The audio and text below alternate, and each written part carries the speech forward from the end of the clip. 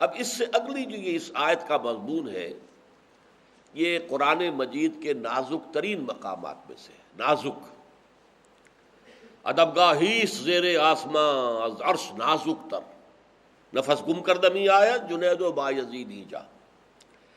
حضور کا مقام و مرتبہ، حضور کی حیثیت، اللہ سے آپ کا قرب، اللہ کے آپ حبیب، اللہ کے محبوب، معصوم، پیدائشی طور پر معصوم، کسی خطا کا ظہور آپ سے وحی کے آغاز سے پہلے کی 40 سالہ زندگی میں بھی نہیں ہوا۔ معصوم کہتے ہیں جو محفوظ ہو، حفاظت کی گئی ہو۔ حضور فرماتے ہیں 2 مرتبہ ایسا ہوا کہ عرب کے قریب، مکے کے قریب جو کچھ میلے ٹھیلے ہوتے تھے اور ان میں فوش گوئی بھی ہوتی تھی، سب کچھ ہوتا تھا جو میلوں میں ہوتا ہے، تو وہاں پر میں جاؤں، میں بھی سیر کروں۔ یہ بچپن کی بات ہے، جبکہ آپ بھیڑ بکریاں چرایا کرتے تھے قریش کی۔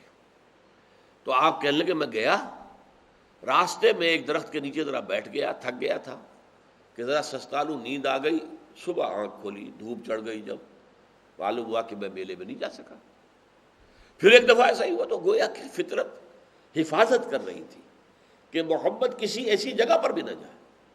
اب ایسی شخصیت کے لیے جو الفاظ یہاں استعمال ہو رہے ہیں، انا فتحنا لک فتحا مبینا لیغفر لک اللہ ما تقدم من ذنبک وما تأخر۔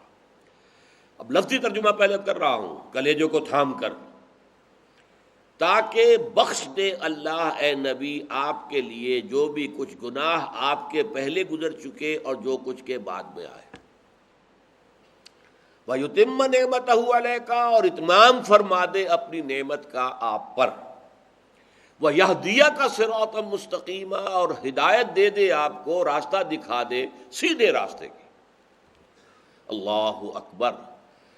آغاز وحی کے یہ 20 برس، تقریباً 20 برس ہونے کو آئے ہیں، اور ابھی کیا حضور کی ہدایت میں کوئی کمی تھی؟ معاذ اللہ ثم معاذ اللہ ثم معاذ اللہ، تاکہ اللہ ہدایت دے دے صراط مستقیم کی طرف۔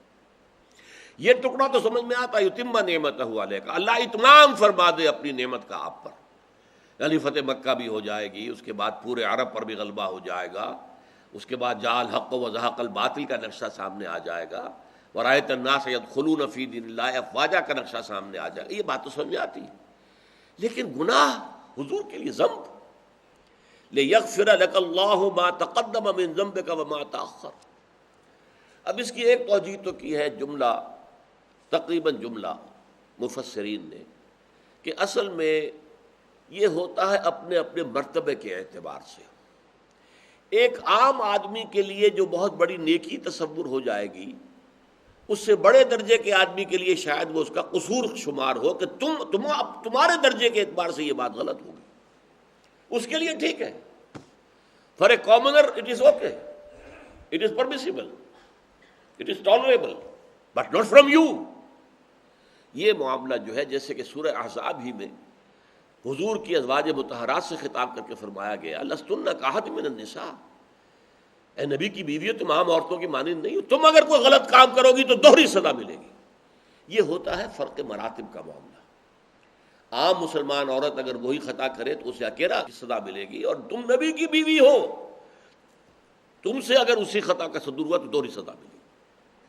تو اس اعتبار سے، بلکہ ایک کہاوت بھی عربی زبان میں ہے، حسنات الابرار سیئات المقربین۔